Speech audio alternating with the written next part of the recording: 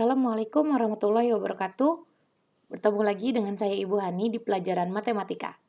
Pada pertemuan kali ini, kita akan mempelajari bab 6, pertemuan kedua, sama seperti kemarin materinya masih teorema Pitagoras. Kompetensi dasar masih sama seperti pertemuan sebelumnya. Nah, ini ada peta konsep.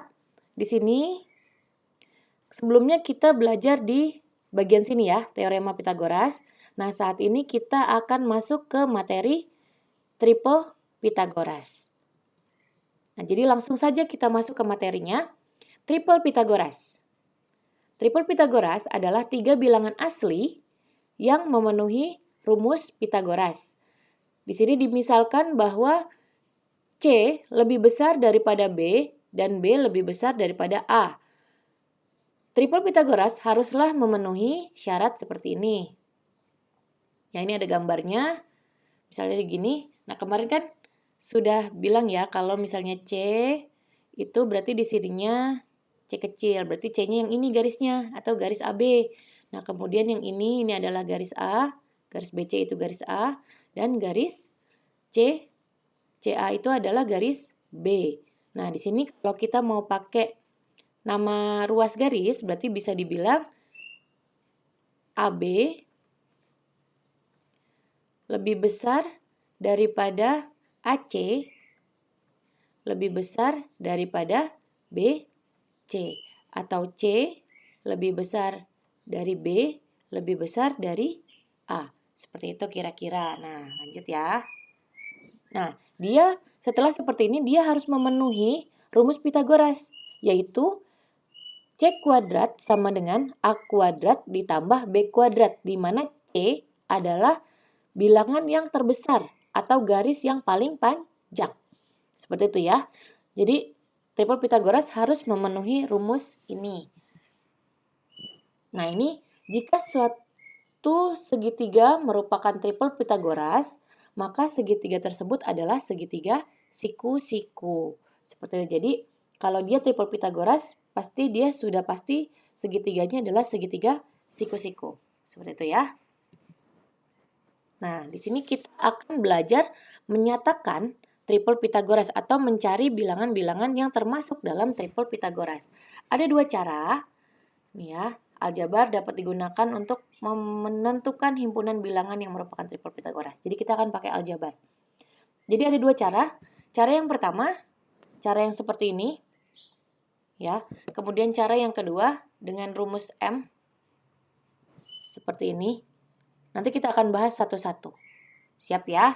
Kita akan bahas cara yang pertama terlebih dahulu. Cara pertama, caranya adalah kita pilih dua bilangan sembarang P dan Q dengan P lebih besar dari Q, kemudian masukkan ke dalam aturan yang tadi sudah disebutkan, aturan ini, untuk menghasilkan triple Pitagoras. Nah, di sini saya akan mencontohkan ya. P harus lebih besar daripada Q. Berarti di sini kita pilih sebarang bilangan. P lebih besar dari Q. Di sini saya akan pilih P-nya itu 2, Q-nya 1. Ya, P-nya 2, Q-nya 1. Kemudian kita tinggal ikuti persyaratan ini. Berarti pertama kita harus mencari sisi miringnya terlebih dahulu ya. Langkah pertama, kita cari sisi miringnya. Sisi miring. Rumusnya adalah P kuadrat ditambah Q kuadrat.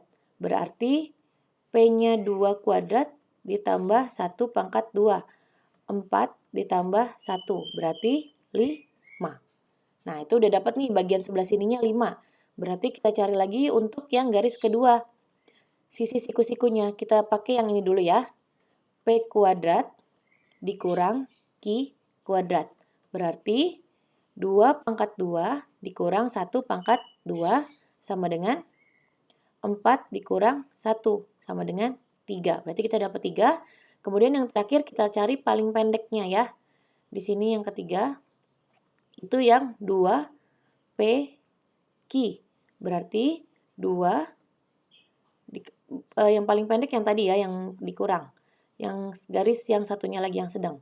2 kali 2 kali 1. 2 kali 2, 4 kali 1, 4. Berarti 4. Nah, di sini kita dapat triple Pitagorasnya berarti Dari yang paling pendek 3, 4, 5. Nah, berarti bilangan 3, 4, 5 itu termasuk ke dalam triple Pitagoras. Nah, di sini kalian bisa cari dengan bilangan apapun itu dengan syarat P-nya lebih besar daripada Q.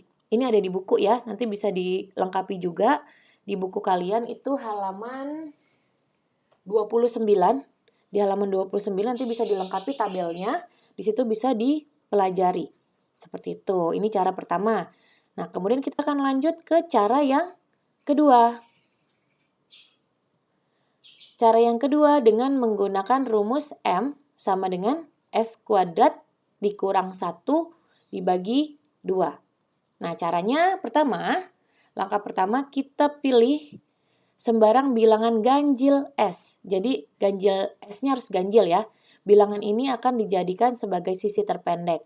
Jadi, nanti kalau ada segitiga, kayak gini, segitiga siku-siku, gini, ini yang paling pendeknya S. Gitu ya. Sebelah sininya M, yang ini kita cari pakai triple Pitagoras. Seperti itu. Nah, sekarang kita tentuin dulu S-nya berapa yang mau kita bikin. Misalnya di sini saya bikin, ini langkah pertama ya. Langkah pertama menentukan S bilangan ganjil. S-nya saya tentukan 7 di sini misalnya. Ganjil 7 ya. Ini akan menjadi sisi terpendeknya. Kemudian yang kedua, langkahnya adalah gunakan rumus M untuk mencari sisi tegak lainnya. Berarti sebelah sini. Kita cari pakai rumus M. Sini M sama dengan S pangkat 2 dikurang 1 dibagi 2. Berarti kita bikin di sini 7 pangkat 2 dikurang 1 bagi 2. 7 pangkat 2, 49. Dikurang 1 dibagi 2. Berarti jadinya 24 ya benar ya? 49 kurang 1, 48 kan ya? Dibagi 2. Jadi hasilnya 24. Kita dapat sisi tegak lainnya 24. Kemudian lanjut ke cara yang ketiga. Langkah ketiga, setelah mendapat nilai S dan M, kita gunakan rumus Pitagoras untuk mendapatkan sisi miringnya. Berarti sisi miringnya, berarti yang ini yang dicari pakai cara yang ketiga ya. Sisi miringnya, berarti di sini kita bikin pakai yang C saja ya. C kuadrat sama dengan A kuadrat ditambah B kuadrat. Karena di sini A dan B-nya kita pakai M dan S. Di sini kita misalkan saja yang ini A, yang ininya B.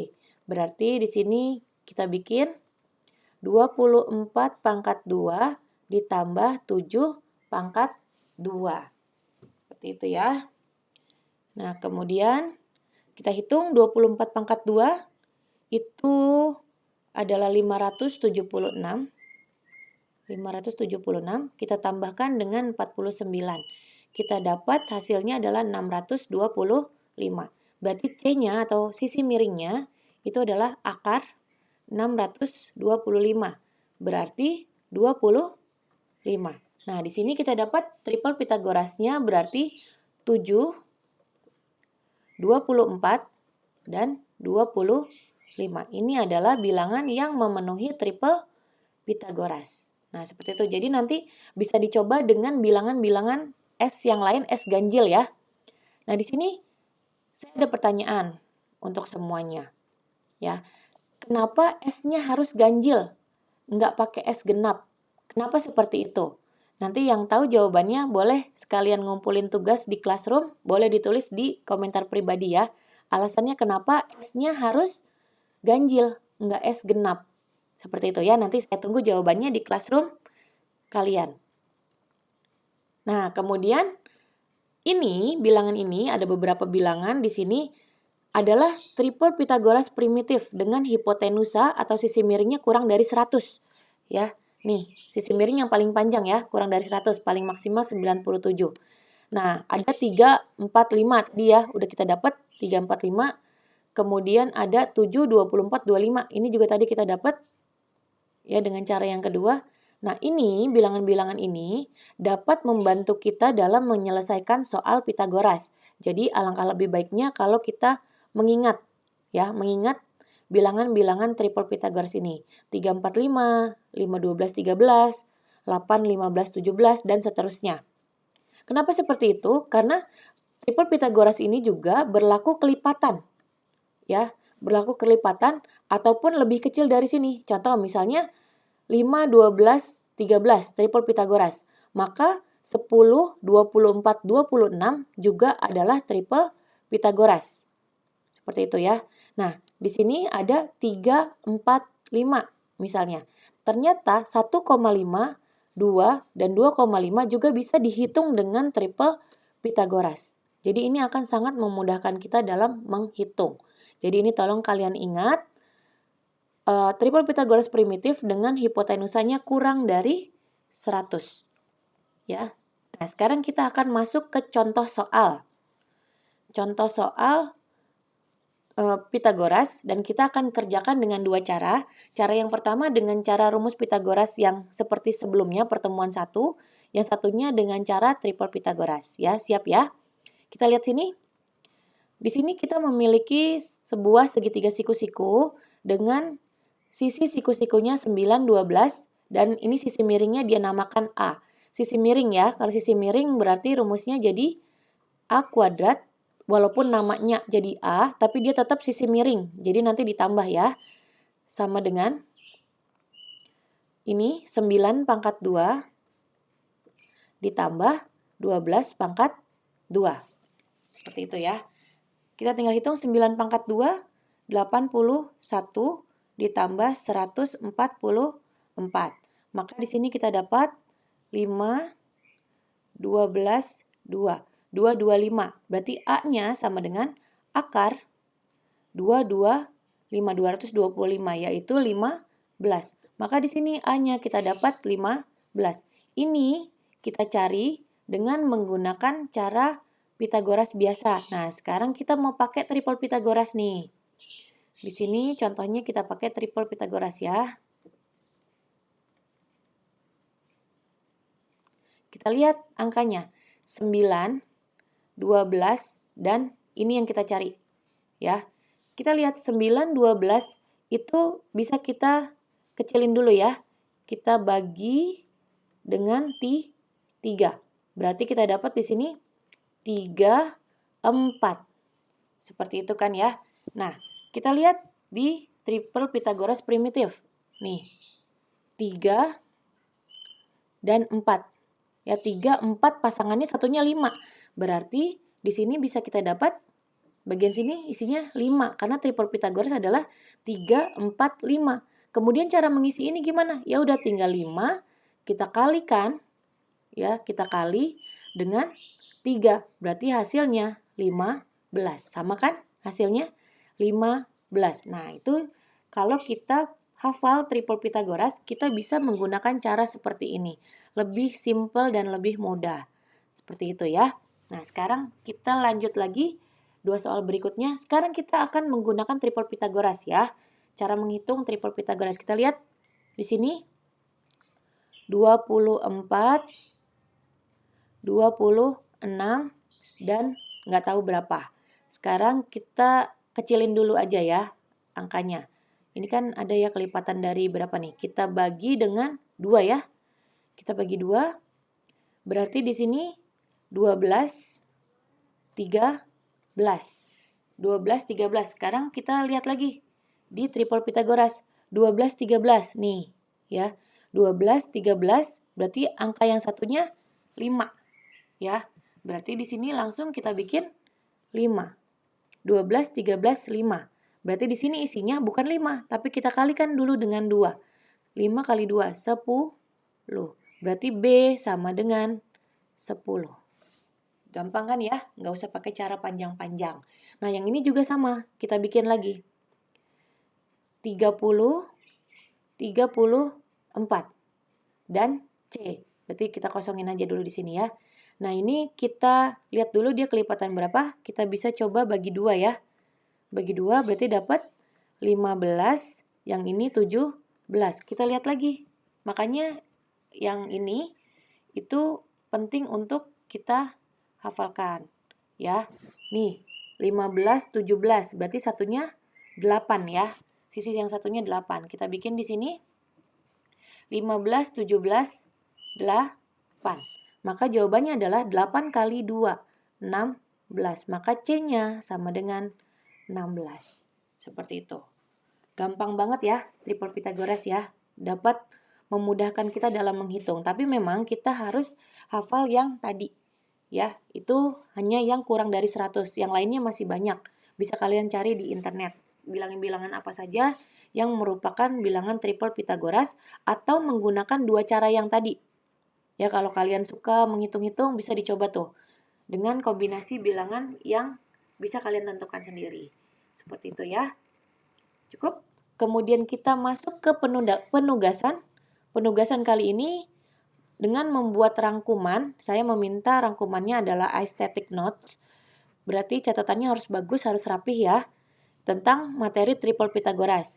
Ini boleh ditulis tangan maupun diketik, kemudian dikumpulkan di classroom. Boleh disalin yang catatan yang ini, atau kalau kalian mempunyai info-info yang lain, juga boleh kalian tuliskan di situ atau ketikkan di situ, kemudian nanti dikumpulkan melalui classroom. Ya, sekian aja untuk materi kali ini.